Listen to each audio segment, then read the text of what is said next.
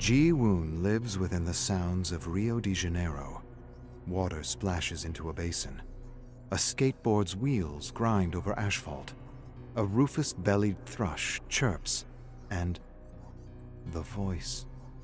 The angelic ethereal sound of a young Brazilian man singing floats from an open window. Ji-woon knows the man. Lucas. He's good. Nowhere near my level, but a diamond nonetheless. His voice is the brushstroke Ji-woon has been searching for. To think Lucas practically fell into his lap, the Brazilian man having sung at a recording studio Ji-woon visited. With Lucas's voice, Ji-woon can create art. Genuine, agonizing art. Silky, blood-curdling terror. Ji-woon has already prepared a warehouse at an abandoned harbor for tomorrow's act. Even the most mundane detail required his attention. In the past week, he's transitioned between concert rehearsals to disguising his celebrity visage, staking out his victim, assuming alternate identities, purchasing supplies, and stealing recording equipment, all while paying off his security detail to leave him be. The mundane details are what elevate the splendor of his artwork. Lucas will be dead in a day, and it will be beautiful.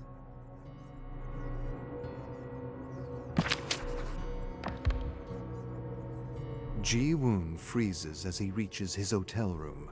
The door opened a crack. He faintly hears someone rummaging inside. So be it. He knew a crazed fan would take things too far someday. How could they resist him? But he's ready. He'll defend himself, test the invader for operatic sounds like an impromptu aria as he surprises them with a blade in their gut. He pats the knife concealed above his ankle. Ready. Pushes the door open, steps softly on plush carpet, hears the invader around the corner, sees Yeonjin, his manager. Fury meets fury. How dare you step foot in here? Where the hell have you been? She's paranoid about death threats they've been getting from a fan. When security couldn't locate Ji-woon, she came snooping. It's laughable. The threats were nothing but a ploy, a boogeyman he created to throw Yun off his trail if she ever got too close. But he should have expected this. Yun's on top of everything. It's what he respects in her, what makes them a great team. He brings the million-dollar voice, and she smashes through any problem in their way. Usually it works in his favor. In her hand, she holds... No, damn it. His sampler. It contains his personal project, the screams of his murder victims layered into songs. It's an early draft, lacking subtlety, the violence and horror a bit too blatant for the faint of heart. She's disgusted, couldn't hear beyond the terrorized voices to understand the beauty inherent in human suffering. The hairs on Ji-woon's neck stand on end. He sees the moment with clear eyes. They're dancing on a razor's edge, with Yun dangerously close to discovering who he truly is.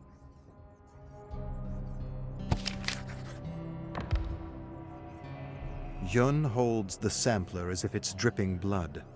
The only solace in Ji-woon's mind is that she doesn't understand what it really is. He knows her. If she thought the sounds were actual murders, she'd have tried to knee him in the crotch and run. But the anger still rattles through her as she moves up to his face. What is this twisted horror bullshit? What if this leaked? You're already attracting crazed, violent fans. How would it look if the media heard the demented sounds you're working on? Mighty One would drop you. Your career would be dead. Ji-woon knows what she really fears. Her career would be dead. For as tall as she stands, as strong as she swings, she's nothing but a scared girl, afraid of failure. He knows how to play her. Drops his head, breathes deeply, wipes the back of his hand over his eyes. Yun, ever since the death of No Spin, the fire, I'm riddled with horrid thoughts. I lost my friends and I fear I'm losing my mind. I see awful things behind closed eyes. All that guides me through the dark fog is turning my pain into sound, pouring the throes of death from my heart to a song. Yun's face softens. She sits, commiserates with him. Inside, he's reliving the divine screams of his bandmates as they burned, his swelling heart as they screamed his name, but on his face, he shows nothing but contortions of tragedy. She excuses his error in judgment, confiscates the sampler, requests he stay on hotel grounds until the concert is over. It's for his own good, his safety. She tells him to get a drink from the minibar and cool down. He quietly nods and complies, reminding himself to steal back the sampler in a few days. He lets her pretend she has what he's holding: control.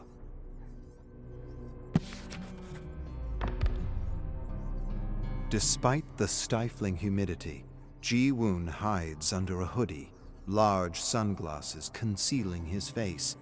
Now's not the time to attract attention from rabid fans. He waits till Yun is in a meeting and strolls out of the hotel, a bag of necessities in hand. It's his show now. He pulls earbuds from his pocket, allows the music to envelop him. The song How I Became, recorded 6 months ago in Seoul. It stands as a metaphor for his childhood, written one drunken night while looking over old photographs. He is 7 years old. He sits at the back of the class. He's uncomfortable being seen and speaking. But today is different. In a few minutes, he's presenting on his favorite thing. A young boy shows the class his hamster, but Ji-woon doesn't care. He holds his flute, going over the notes to the song he wrote. He shuffles to the front of the class, places his sweaty fingers on the instrument. Following a deep, unsteady breath, he gently blows out a wisp of air, creating a light, whimsical sound. He closes his eyes, moves his fingers precisely, playfully dancing over each note. He ignores the squeaks of the hamster. The flute's sound carries like chimes in the wind. With one final soul-piercing note, he smiles and opens his eyes. His classmates are huddled around the rodent, laughing with its every move, his teacher too. He walks to the group. Students pass the hamster around as it squeaks incessantly. It finds itself directed into Ji-woon's palm. He takes it in both hands. With one steady movement, he squeezes. A squeal, a slight crunch. No more sound. The children scream. Ji-woon feels nothing.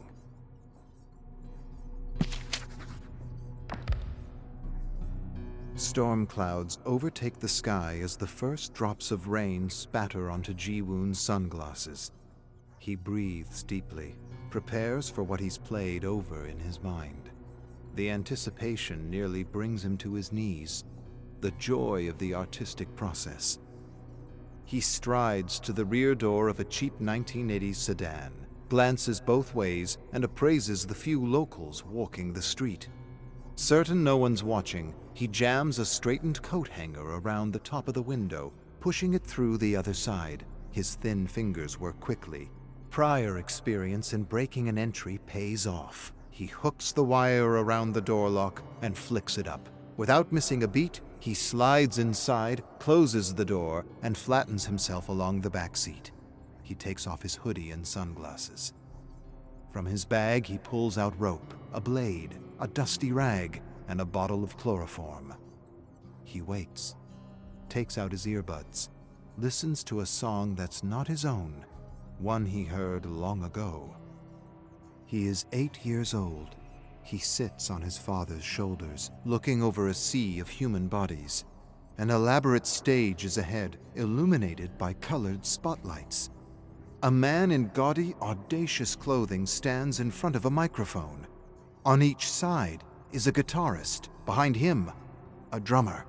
A crash of sound, beautiful rhythmic music, a voice that twists delicately through the melody. His father shouts something, but he can't hear. Shouts again, "This is what you'll do. This is where your talent will take you." He feels a tingle through his spine and sees something incredible. Everyone enraptured, focused intently on the sound of a single man. The emotion of thousands is guided by his voice. He is seen by all, he is loved, and he is wondrous. Ji-woon never played his flute again. He reveled in sounds that reached global audiences, attracted screaming fans, turned men and women into idols. His childhood fear vanished as he learned to divulge himself through the intricacy and pliability of pop, his inner thoughts riding atop sound waves, fusing together with other genres, rock, hip-hop, jazz, punk. It was the music that could deliver him the explosive fame he deserved, a promise that he would never be upstaged. He was no longer confined to his timid shell. He revealed himself through his mastery of music, poured his heart into sound. He became envied, lusted over, and respected for the hits that spilled from his lungs. He takes the earbuds in his hands and smiles. How miraculous that a boy became a god.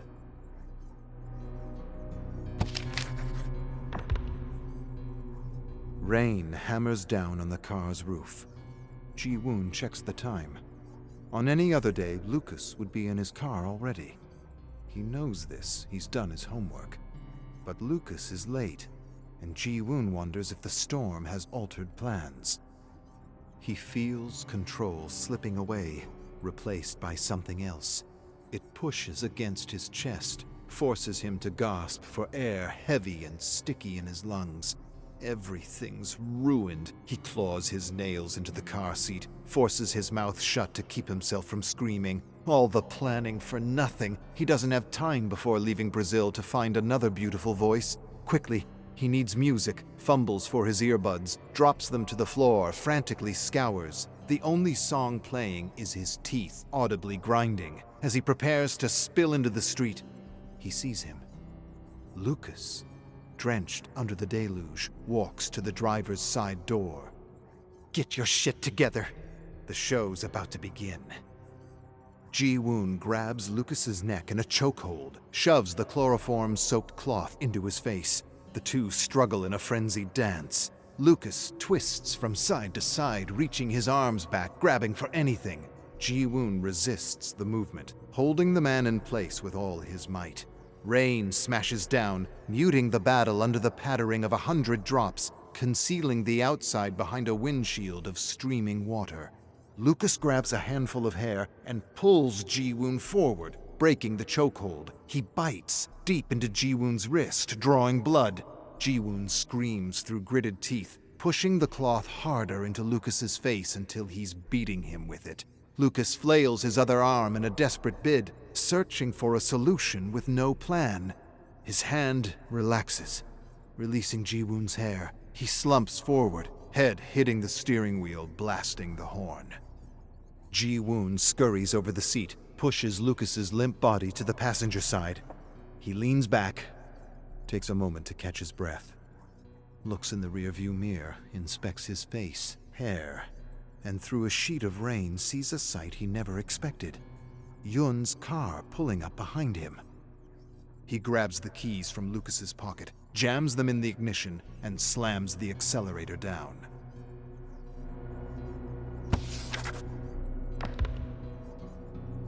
Lucas's limp body jostles back and forth in the passenger seat. Street-side shops and graffitied walls are a blur as Ji-woon veers around a corner. Wind and rain lash at the city as if dead set on blowing it apart.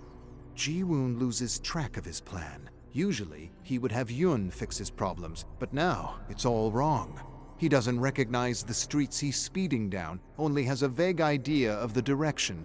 Yun remains on his tail. She doesn't know when to quit. The tenacity and courage that proved useful when negotiating his record deal is infuriating now. He's losing control of his artistic process. Hands squeeze the wheel. He'd rip it from the steering column if he could. No, you're not going down like this. You have art to make, damn it. He flicks on the radio. Two men talking about something he doesn't know. Searches the channels. A commercial for a fast food restaurant. Recognizes the jingle. Keeps going. Lands on There it is. Brazilian dance music. Rapid tempo, heavy bass line, percussive guitar notes, and a smooth voice. He pushes the pedal to the floor, dodges a few kids playing in the storm, bolts past an old pickup truck, praying no one comes the other way, swings the wheel hard to the left, nearly loses control in deep water, but recovers to find himself in a perfect turn. Guns it as the song hits the chorus, trusts in the music, shifts with the tempo, slides with the riffs, feels the beauty in everything he does. Music courses through him. He is living art. He is the crescendo. Behind him, Yun's car comes to a crashing halt. It doesn't matter. The music goes on.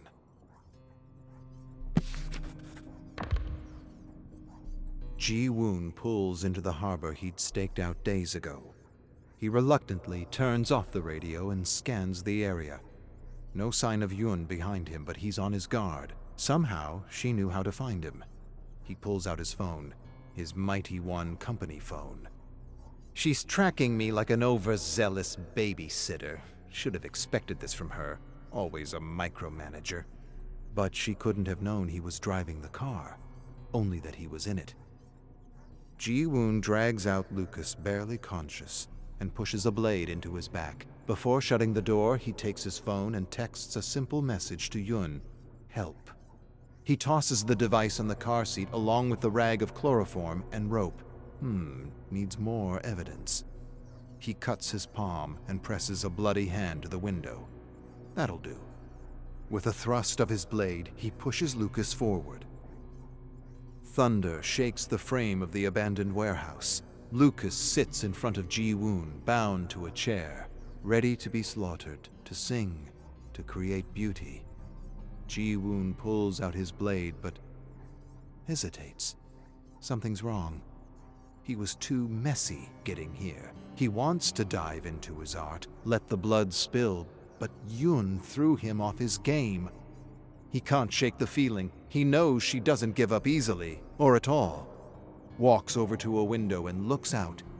Endless rain, lightning, and there, like a drowned rat skulking through sewage, Yun, so damn persistent. And further back, the flashing lights of a police car. Yun stumbled into a bloody game and has the power to end him in one move. He rummages through his pockets for his earbuds. Can't find them, can't focus. Feels the plan slipping away, sees an end to his art, the music cut short, his vision incomplete. No, he can't let it end. He hears the music. It's always been there, sitting on his father's shoulders, washing over him. He inhales it. It circulates through his veins, becomes him.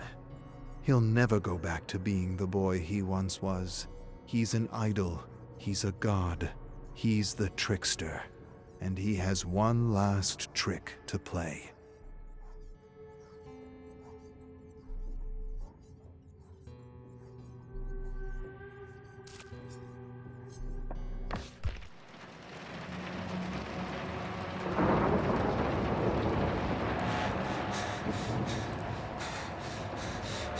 Yes!